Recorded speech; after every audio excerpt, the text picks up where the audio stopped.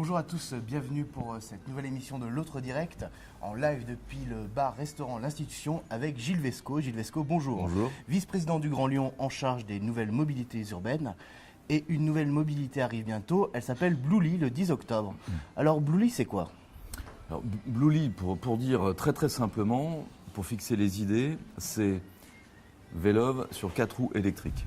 Donc ça veut dire beaucoup de stations, beaucoup de véhicules. Il y aura 100 stations à terme et 250 véhicules.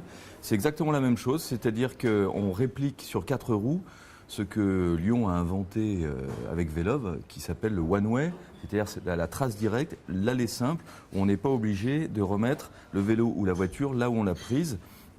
Et c'est ce que Lyon a inventé en 2005, qui s'appelle le transport public individuel en one-way, qui a été mis en place par Paris avec Bolloré. Et alors le truc siouk, c'était de pas de passer en premier sur cette affaire-là, mais en deuxième, parce qu'à Paris, Bolloré ne savait pas tellement où il allait, il ne connaissait pas le marché, et donc il a fait payer Paris très cher, Oui. alors qu'ici, il paye tout. C'est ce que j'allais vous dire. Ça coûte combien globalement? Pour les gens, on va en parler après, mais pour la municipalité? Alors, zéro, ça ne coûte rien à la ville. Et en plus, le Grand Lyon va facturer une redevance d'occupation du domaine public, puisqu'il y a les stations. Il y a 100 stations avec 5 places, donc 500 places sur l'espace public. Et le Grand Lyon facturera, entre guillemets, à Bolloré 100 € par place et par an, ce qui fait quand même, fois 500, 50 000 € par an, plus au bout de 2 ans, à partir de dans 2 ans, 1,5% du chiffre d'affaires. Et pour le particulier, alors on a plusieurs formes d'abonnement. On a une formule qui est à la journée, à la semaine, où là on va payer 9 € les 30 minutes. Par mois, 19 € les... Combien? C'est 19 € par mois et les 30 minutes sont à 23 centimes d'euros la minute, donc ça fait 7 € la demi-heure. Et la formule que j'ai de tête, annuelle, parce que c'est la plus intéressante, où on va payer 99 € par an, lycée sur 12 mois, et plus 6 € les 30 minutes. Voilà. C'est tout ça. Par contre, j'ai envie de dire, on a déjà vu ça à Lyon, ça s'appelait Car2Go. Oui, d'ailleurs, Car2Go était à 29 centimes d'euros la minute, c'est-à-dire ça correspond au tarif sans abonnement. On a une expérience avec Car2Go qui a été très enrichissante. C'est mal fini.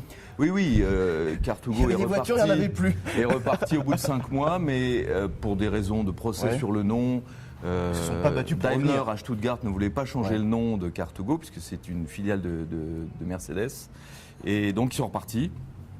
Mais au passage, on a récupéré 2600 adhérents qui sont dans les starting blocks et qui attendent la suite. Et je gage qu'ils seront les premiers à adopter Bluely. Et puis on a des chiffres lyonnais, on a créé une envie, on a créé un besoin de ce type de service, et ça va aider au décollage de Bluely assurément. Parce que Car2Go, ça n'a pas été le grand succès quand même. Car2Go, ils sont partis pour des raisons je ne connais pas un service de mobilité et de mobilité partagée qui a pris 2600 clients en 4 mois. Donc ça veut dire que ce one-way, alors là c'était le one-way absolu, c'est-à-dire que c'était on la mettait n'importe où. On appelle le free flow ou le free floating, c'est-à-dire on le prend n'importe où et on la pose n'importe où. Et d'ailleurs on s'est inspiré, Lyon s'est inspiré de cette expérience pour demander à Bolloré la possibilité de s'arrêter hors station, par souplesse, par confort. Et donc le plus et le mieux de Paris, c'est notamment cette possibilité, jusqu'à 2 heures à mi-tarif, de s'arrêter en dehors de la station. Donc ça veut dire 3 € la demi-heure, 6 € l'heure lorsqu'on est en stationnement. Alors c'est 6 € l'heure, absolument, à mi-tarif. Demi-tarif. Forcément, c'est de l'électrique. Par contre, vous sortez un peu la carte innovation avec de l'énergie verte produite par la CNR. On ne va pas revenir, hein, c'est des jeux de transfert avec des certificats. J'ai envie de dire, c'est génial. On fait de l'auto électrique, de l'auto verte. On fait un tunnel mode doux et dedans on met du diesel. C'est-à-dire que vous faites des projets jusqu'au bout cohérents. Puis à côté, vous faites des projets un peu schizophrènes. On fait un tunnel mode doux où les mamans vont être avec leurs poussettes et vont avoir les bus diesel qui vont passer à côté. Comment on peut arriver à faire des projets aussi bien ficelés que j'allais dire Car2Go, mais Bluely, parce que nous, vous verrez dans Lyon Capital qui sortira vendredi, on a fait une enquête, on a sorti les calculettes et c'est vraiment une bonne affaire. Mais par contre, à côté, on se retrouve avec un mode doux. Alors on va me dire, on compare les choux et les carottes, mais quand même, on a un projet cohérent et à côté, on a un projet un peu schizophrène. Je crois qu'on est trop en avance, on a creusé le tunnel trop vite et puis la technologie du bus électrique n'est pas encore là pour permettre, sur un service régulier quotidien, de passer 2 km en mode électrique pour les bus hybrides. Nous lançons, avec Bernard Rivalta, le président du Citral, ce jour même 6 bus hybrides en service, en test pendant 1 an. Un test pérenne en conditions normales, comparatives de manière très très scientifique.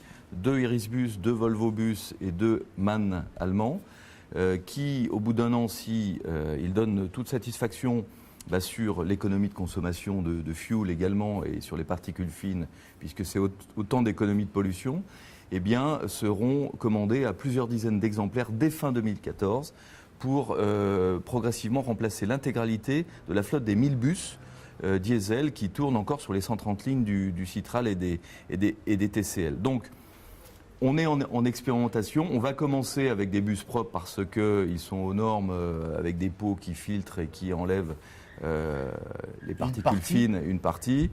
Après, il y a la gêne olfactive et on verra si vraiment ça pose problème. Eh bien, on regardera avec Bernard Rivalta peut-être de faire passer le bus dans les 2 sens, dans le tube routier, et puis de trouver une navette électrique, le temps d'assurer un service pérenne en mode électrique dans ce tube mode doux, qui a été, comme vous le savez, agrandi par Gérard Collomb et qui devait être un tube de sécurité.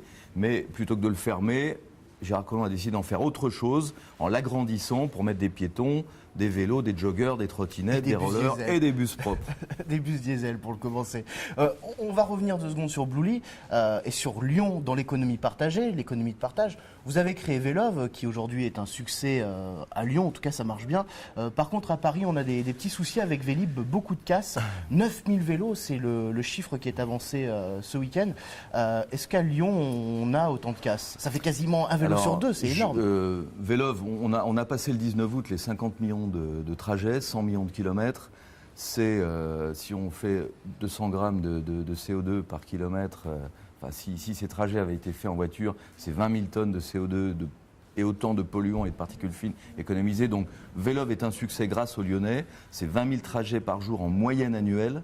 C'est un turnover, c'est un taux de rotation de 6 trajets par jour et par vélo. C'est un succès mondial puisqu'il a été répliqué dans le monde entier. Est-ce qu'il y a autant de casses? Aujourd'hui, on a eu cette courbe qui est descendue, elle repart à la hausse, je dois le dire, et j'en profite pour lancer un appel au civisme pour ne pas tuer la belle idée. Parce que comment ça se passe? Vous êtes en train de nous dire que ça repart à la hausse? Ça repart à la hausse. La dégradation repart à la hausse. Depuis le printemps dernier, c'est-à-dire on constate un nombre d'arrachages croissant sur les stations pour arracher le vélo ou parfois du vandalisme gratuit.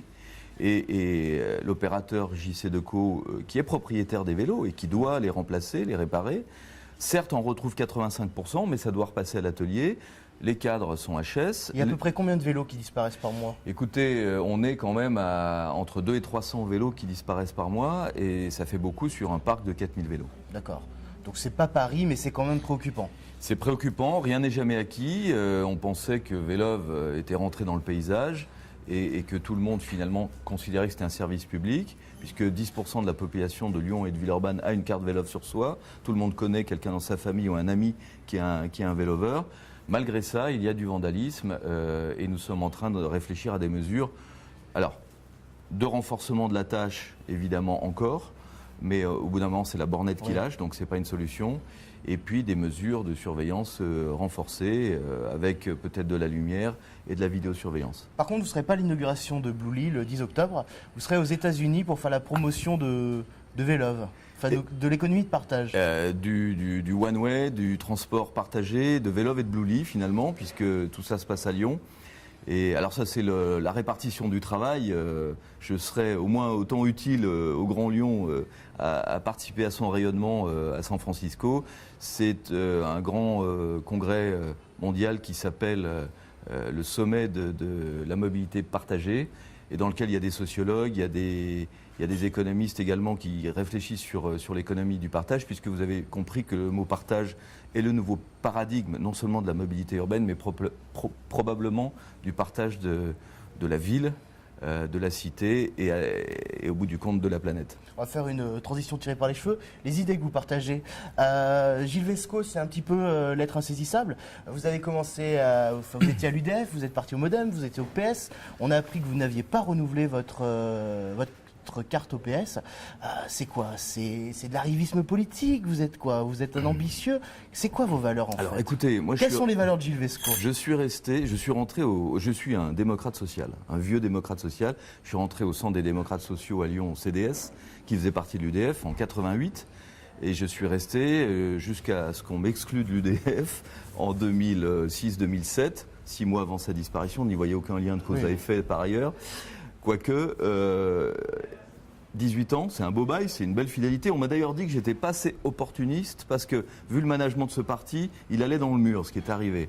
Alors après, sans rancune, j'ai repris ma carte modem après que Bayrou l'ait créée suite à sa défaite au présidentiel en 2007. Et puis là, eh bien, le modem a été partout en 2008, puisque on est allé chez Gérard Collomb, Jourjon est allé chez Perben, et puis il y a même eu une liste qui a tiré ses propres couleurs.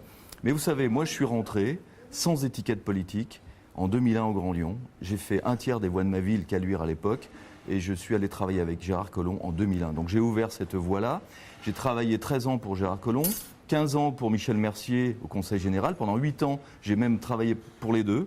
Et aujourd'hui, ils travaillent ensemble, puisque à la dernière réunion des deux assemblées à l'auditorium, c'était cher Michel et cher Gérard. Et vous savez qu'ils ont un projet enthousiasmant, et ils sont enthousiastes sur ce projet tous les deux, de créer pour la première fois depuis 2 siècles une nouvelle structure territoriale qui s'appelle la métropole de Lyon, qui concentrera sur le territoire du Grand Lyon les compétences du département et du Grand Lyon. Je suis candidat à continuer le travail.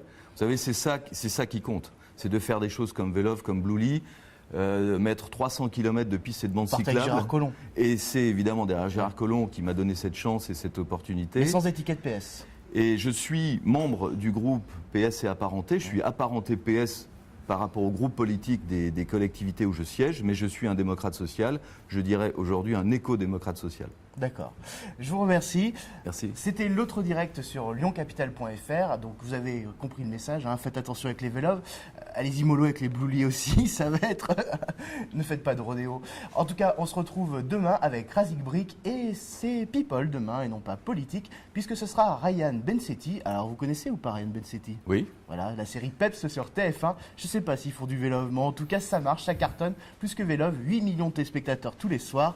Merci pour tout, à très bientôt sur lyoncapital.fr. Très bonne journée. Merci. Merci.